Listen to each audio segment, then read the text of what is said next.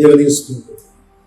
మరోసారి దేవుని వాక్యాన్ని ధ్యానించడానికి దేవుడు మనకి ఇచ్చిన గొప్ప ఘనత కొరకు దేవునికి మన ఎప్పుడు కూడా కృతజ్ఞత చెల్లించాలి. ఇందులో మనకు దేవుని వాక్యం ద్వారా ప్రభు మనతో మాట్లాడుతున్న మాట యోబు గ్రంథము 3వ అధ్యాయము 5వ వచనం నుంచి చదువుతున్నాం. నీవు జాగ్రత్తగా దేవుని వెతికిన ఎడల, సర్వశక్తుడకు దేవుని బతిమాలుకున్న ఎడల, నీవు పవిత్రుడవై యథార్థవంతుడమైన ఎడల నిశ్చయముగా ఆయన నీ యందు శ్రద్ధ నిలిపి నీ నీతికి తగినట్లుగా నీ నివాసస్థలము వర్ధిల్ల చేయవు.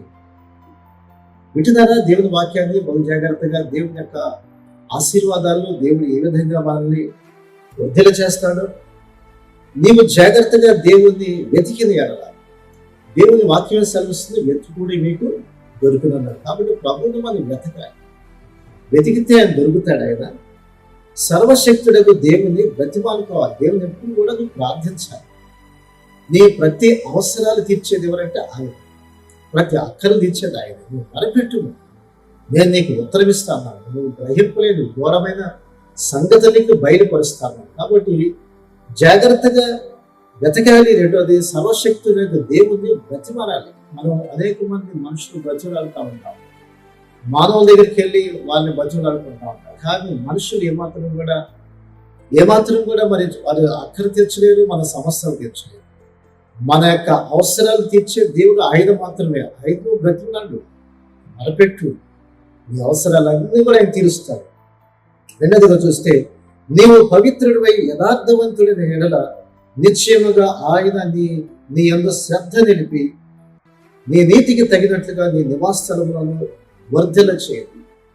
రెండోదిగా దేవుడు ఏం కోరుకుంటున్నాడు? నీవు పవిత్రుడవై యథార్థవంతుడైన ఎడల, నువ్వు పవిత్రుడుగా జీవించాలని దేవుడు ఆశపడుతున్నాడు. పరిశుద్ధంగా జీవించాలి, పవిత్రంగా జీవించాలి. ఎక్కడ దొరుకుతుంది పరిశుద్ధ పవిత్రత?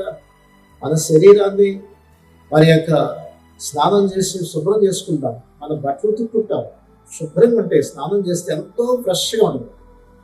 స్నానం చేసిన వెంటనే చూడండి ఎంత హుషారుగా ఉంటారు మనుషులు, పిల్లలు కానీ.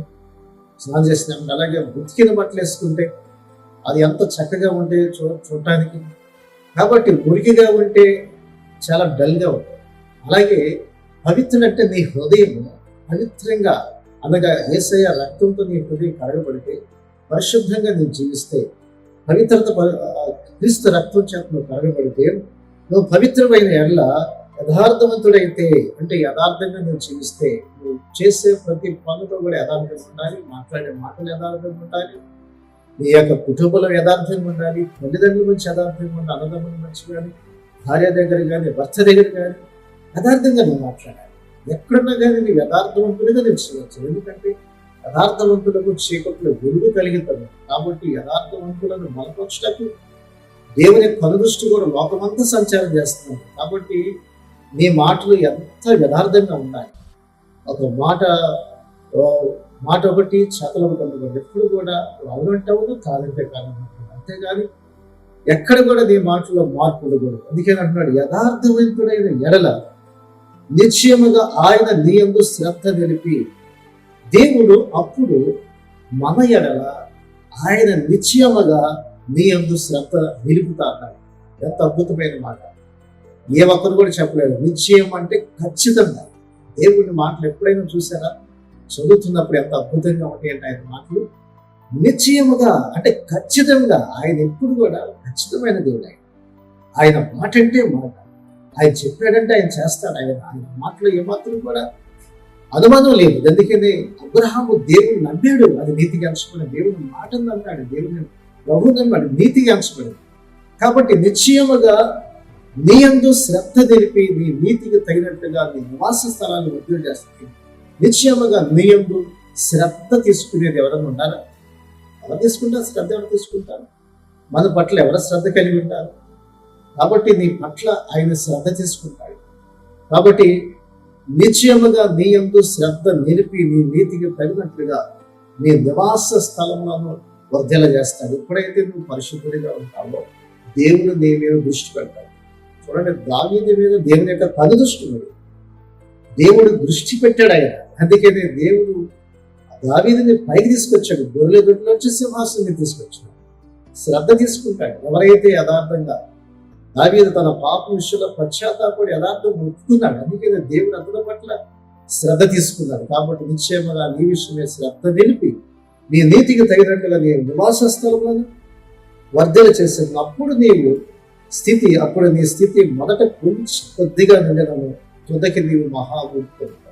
మొట్టమొదటిలో నీ పరిస్థితులు, నీ కుటుంబ పరిస్థితులు, నీ ఆర్థిక పరిస్థితులు కొంచెంగా ఉండొచ్చు, కానీ తుదకి అంటే రాను చూపులో మహాభివృద్ధి చెందుతావు. కాబట్టి దేవుడు నిన్ను బహుగా ఆశీర్వదిస్తావు. ప్రారంభంలో ఏం అనుకోవచ్చు, ప్రారంభంలో ఒకట చిన్నగానే ఉంటే పంటలోంచి వచ్చి ఒకట అది ఒకట ప్రవాహముగా మారి అది పెద్ద నదిగా మారుతుంది. అలాగే ప్రారంభంలో కొంచెమే కనిపించింది, కానీ తుది కంటే మరి చివరికి నీ జీవితంలో గొప్ప అభివృద్ధి చూస్తారు నీ కుటుంబంలో నీకు విషయం. కాబట్టి అట్టి కృప దేవుడు మనకు అనిపించిన ప్రార్థన చేద్దామా.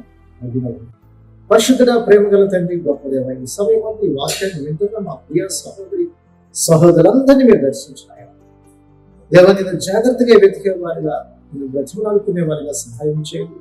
పరిశుద్ధత కలిగిన వారిగా యథార్థవంతుడిగా జీవించగా సహాయం చేయండి. మీరు మా పట్ల శ్రద్ధ తీసుకునే దేవుడు. దావీదు పట్ల శ్రద్ధ తీసుకోవటం వల్ల దావీదుని గొర్రెల దగ్గర నుంచి సింహాసనం మీద ఎక్కించారు. ఎవరి పట్ల అయితే శ్రద్ధ కలిగి ఉంటే వారు ఎంతో ఉన్నతంగా ఆశీర్వదించబడ్డారు. కాబట్టి నాయన మీరే ప్రతి ఒక్కరి పట్ల కూడా శ్రద్ధ తీసుకొని ప్రతి బిడ్డని మీరు ఆశీర్వదించి వారి చదువుల్లో, వారి ఉద్యోగాల్లో, వారి వ్యాపారములు, వారి చేతి పనుల్లో, వారి కుటుంబములు అన్ని విషయంలో మీరు ఆశీర్వదించి దీవించి బలపరచమని యేసు నామమున అడుగుచున్నాను తండ్రి. ఈ శ్రేష్టమైన సందేశం మీకు దీవెనకరంగా ఉంటే 10 మందికి షేర్ చేయండి, లైక్ చేయండి, మంచి కామెంట్ పెట్టండి.